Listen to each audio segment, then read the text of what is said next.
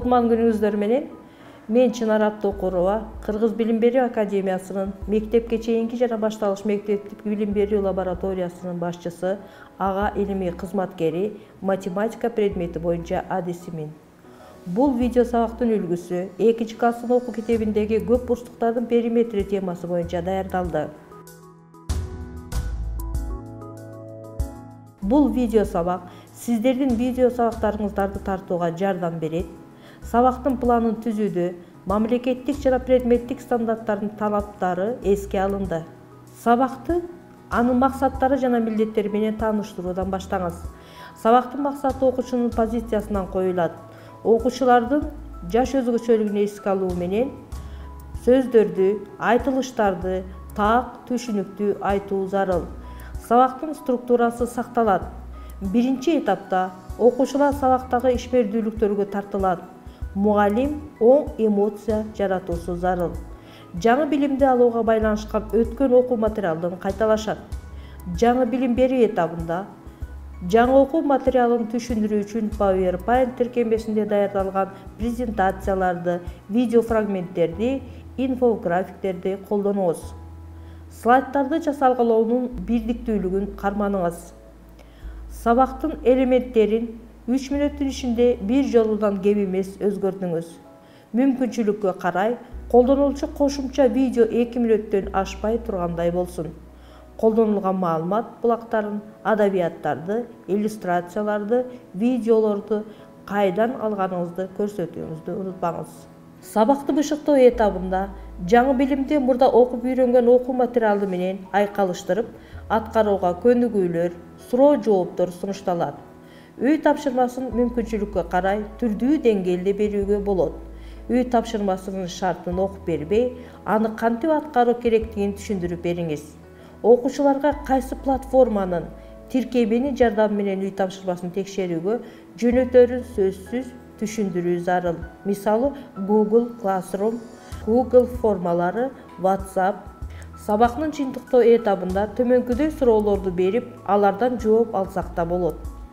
Сабактын башында кандай максаттарды койдук эле? Максаттар ишке аштыбы? Кандай жолдор менен ишке ашты? Кандай натыйжага жетиштик? Дагы эмне кылсак болмок? Жаңылган билимдерди кантип колдоносуңар? Рефлексия же кайтарым байланышты Google Classroom, WhatsApp аркылуу өткөрүүгө болот. Балдардын психологиялык, жаш курак өзгөчөлүктөрүнө карай видео сабак 1-класстарда 10 мүнөт, 2, 3 жана 4 класстарда 15 мүнөттөн ашпайт. Сабакка сөзсүз түрдө ден соолугун сактоо технологияларынан, физикалык кыймылдуу оюндардан киргизсеңер жакшы болот. Окуучуларыбыздын билим алууда жетишкендиктерин баалоо үчүн калыптандыруучу жана жыйынтыктоочу баалоолордун ыкмаларын колдонуу зарыл. Урматтуу кесиптештер, бүгүнкү 2-класстын окуучуларына арналган сабакты сунуштайм.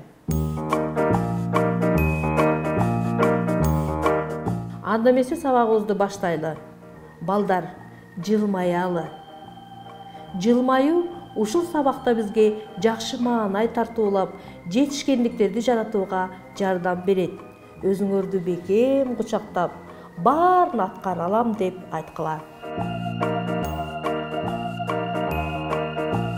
Балдар, келгиле чогуу табышмактарды табалы. Кана балдар айткыла, 3 чокулуу, 3 бурчтуу, 3 жактуу кайсы фигурамын мен? Бул фигура 3 бурчтук. Балдар, табышмактын жандырмагын туура таап, жооптор менен салыштыртканыңарга мен ишенемин. Кана эмесе кийинки табышмакка өтөлү. Айланада тегерек да эмес, 3 бурчтукка дос да эмесмин.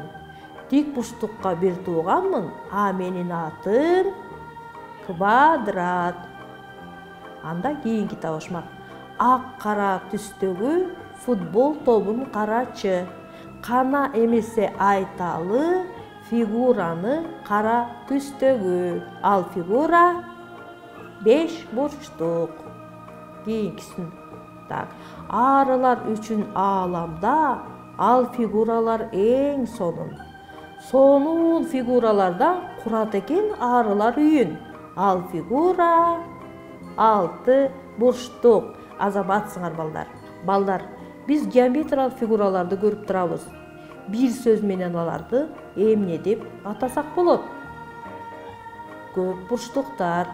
Балдар, бул сабакта эмнелер жөнүндө сөз болот деп ойлойсуңар? Ооба, туура айтасыңар. Көп бурчтуктар жөнүндө сөз кылабыз.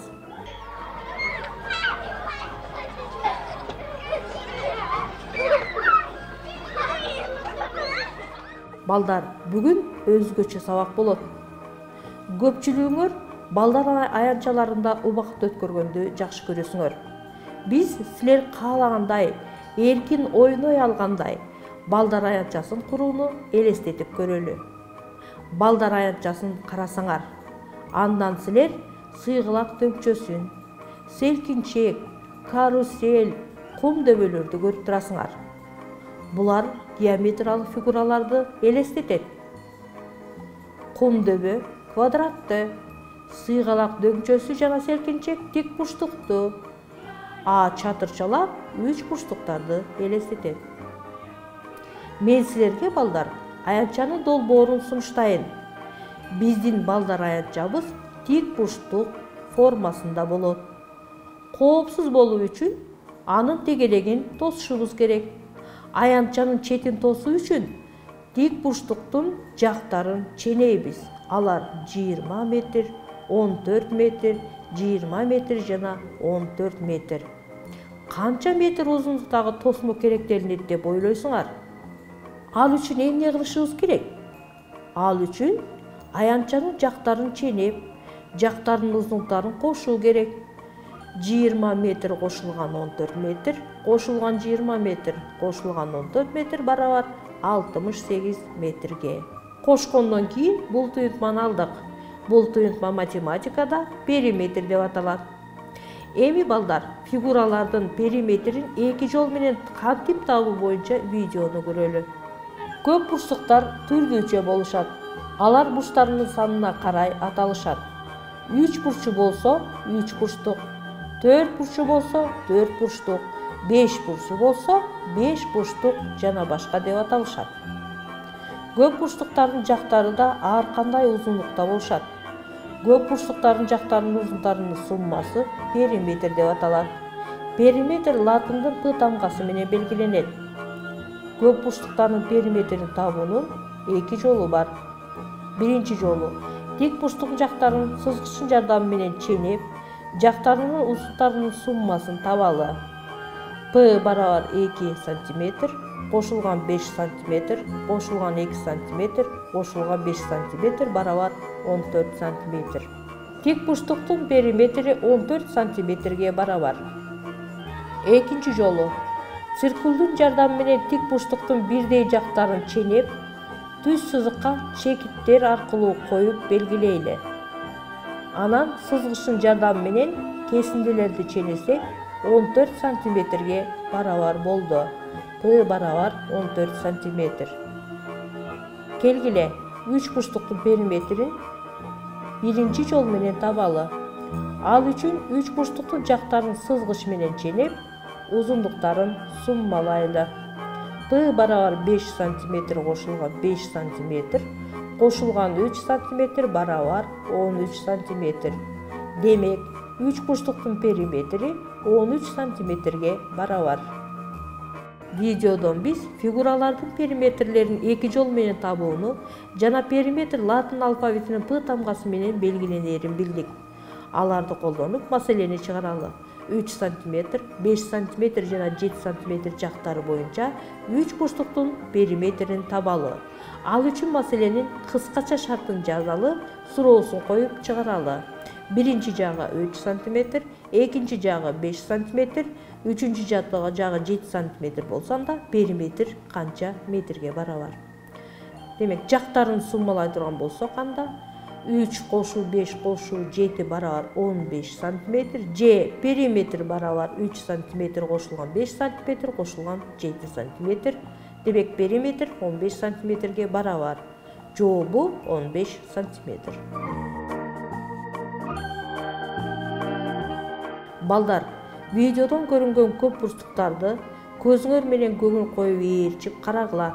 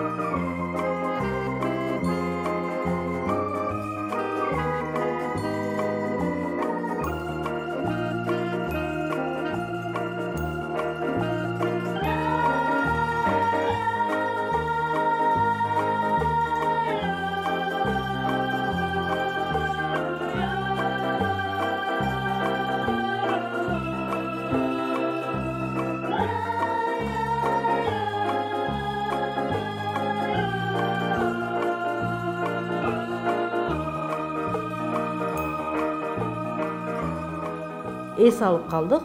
Эми балдар аянтчасын курууну улантабыз. Аянтчаны тостук.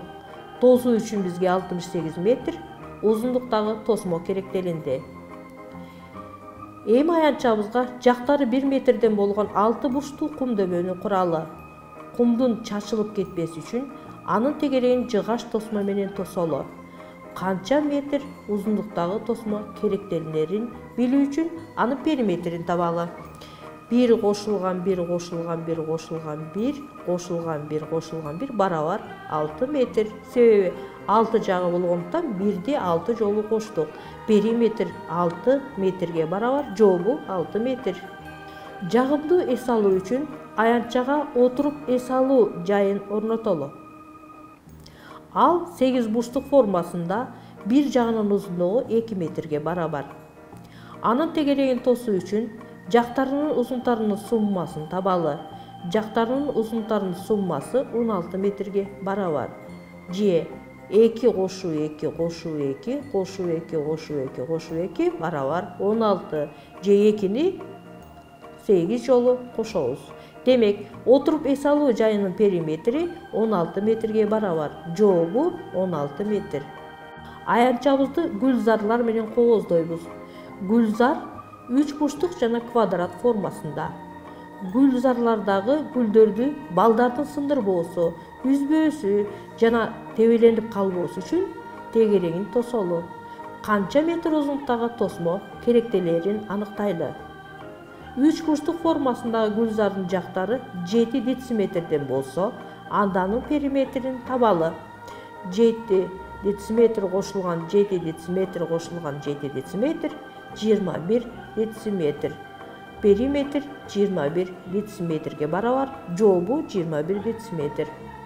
Квадрат формасындагы гүлзардын жактары 8 дециметрден болгондуктан, анын периметри 32ге барабар. Башкача айтканда, 8 дециметрге кошобуз 8 дециметрди, жана да 8 дециметрди кошобуз, жана дагы бир 8 дециметрди кошобуз.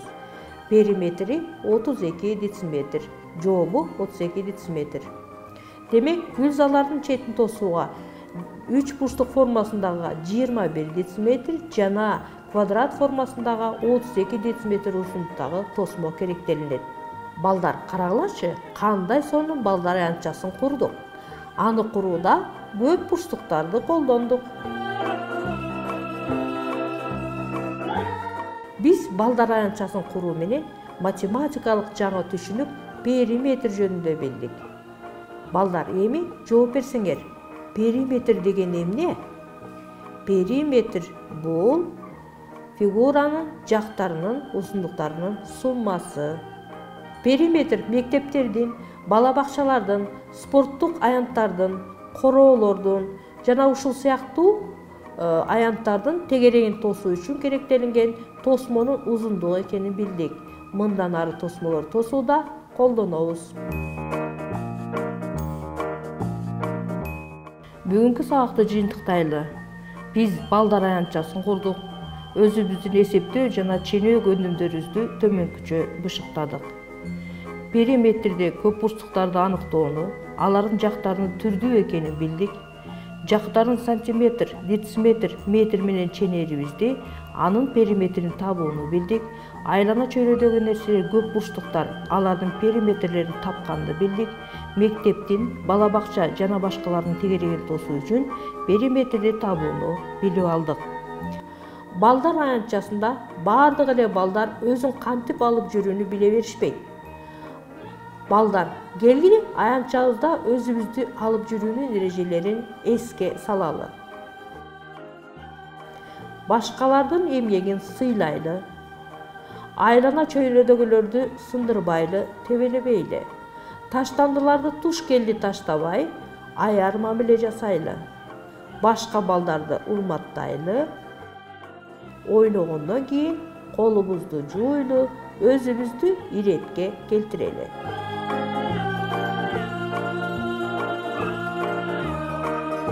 Төмөнкү берилген тапшырмалардан өзүңөр тандап аткаргыла. 1. Жактары 2 см, 3 см, 4 см жана 5 см болгон 4 бурчтуктун периметрин тап. Ж. Өз комнатаңдын жактарын ченеп, периметрин тап. Эгер кааласаңар, өзүңөр ойлоп таап, анын периметрин тапсаңар да болот. Ж. Өзүңөрдүн балдар үчүн аянтчаңарды көп бурчтуктарды колдонуп курсаңар да болот. Ал үчүн балдар аянтчасын куруунун планын чийгиле, андагы ар бир көп бурчтуктун периметрин тапканга аракеттенгиле. Урматтуу окуучулар, бүгүнкү сабагыбызды аяктадык. Талыкпай билим алууда силерге ийгиликтерди каалайм. Урматтуу кесиптештер, силер бул видео сабакты көрдүңөр. Өзүңөрдүн видео сабактарды жаратууда бул сабактын планын, максаттарын жана милдеттерин, сабактын структурасын, окуу китебинен сырткары окуу материалдарын тандоону, үй тапшырмасын кантип берүүнү колдоно аласыздар. Силер үчүн бул маалыматтар пайдалуу болот деген ишенимдемин. Көңүл буруп көргөндүгүңүздөр үчүн рахмат. Өзүңүздөрдү жана жакындарыңыздарды сактагыла.